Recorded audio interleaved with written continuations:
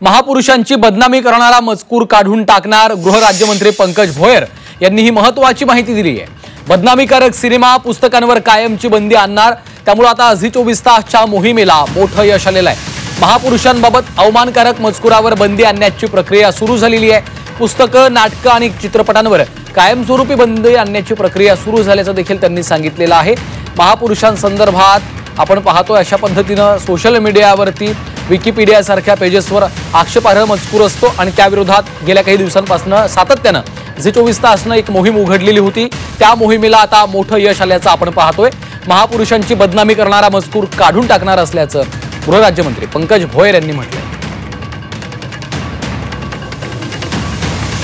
तर बदनामीकारक सिनेमा आणि पुस्तकांवर देखील बंदी आणणार असल्याचं आश्वासन गृहराज्यमंत्री पंकज भोयर यांनी दिलेलं आहे।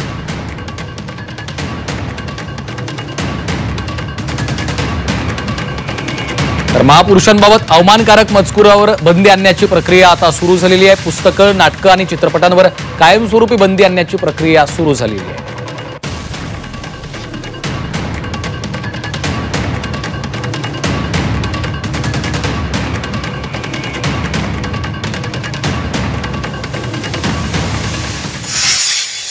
विकिपीडिया शासकीय मुद्रणालयात उपलब्ध असलेले संपूर्ण गडकरीमधील राजसन्यास या कादंबऱ्यांसह गुगल, यूट्यूब, सिनेमा, कपोलकल्पित कथेवर कायमस्वरूपी बंदी घालावी व मानहानिकारक चित्रपट काढून टाकावे आणि राजसन्यास, रायगडाला जेव्हा जाग येते, थोराताची कमळा, बेबंद शाही, प्रणयी युवराज, दुर्दैवी छत्रपती, शिवाजीला शह, येथे ओशाडला मृत्यू, स्वप्न भंगले रायगडाचे, मोहित यांची मंजुळा, चिडलेला छावा, ही जी काही 50 बदनामीकारक चित्रपट आहेत यांच्यावर सुद्धा सरकारने विचार करून हे कशी हटवता येईल। कारण चित्रपट म्हटलं का केंद्र सरकार आणि सेन्सॉरचा हा विषय येतो, त्यामुळे तुम्ही केंद्र सरकारशी बोलून हे चित्रपट कसे हटवता येतील, कादंबऱ्या कशा बॅन करता येतील।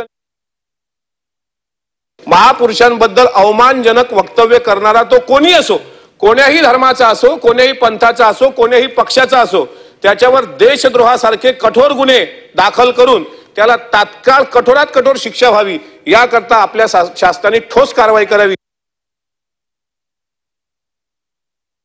कोणत्याही महापुरुषांवर जर आपल्याला काही टीका टिप्पणी करायची असेल किंवा त्यांच्याबद्दल काही मत व्यक्त करायचं असेल, त्याचे कोणत्याही माध्यमातून ते करायचं असेल, सोशल मीडियाच्या माध्यमातून करायचं असेल, तर त्यासाठी शासनाने एक आचारसंहिता बनवणं गरजेचं आहे।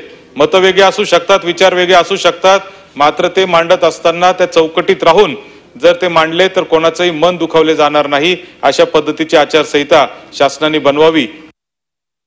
तर यावर गृहराज्यमंत्री पंकज भोयर यांनी काय म्हटलेलं आहे पाहूयात।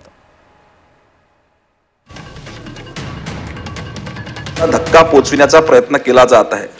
काही जण सोशल मीडियाच्या माध्यमातून, काही जण वादग्रस्त लिखाण करून, काही जण कधी चुकीचं वक्तव्य देऊन, कधी काही जण चुकीची पोस्ट टाकून महाराष्ट्रातील विविध जिल्ह्यात छत्रपती शिवाजी महाराज, छत्रपती संभाजी महाराज, डॉक्टर बाबासाहेब आंबेडकर यांच्याबद्दल आक्षेपार्ह लिखाण आणि धार्मिक भावना दुखवणारे वादग्रस्त पोस्ट नोंदविल्या गेल्या आहेत। या संदर्भात विविध पोलीस ठाण्यात गुन्हे दाखल केलेले आहेत। काही ठिकाणी पोलीस तपास सुरू आहेत।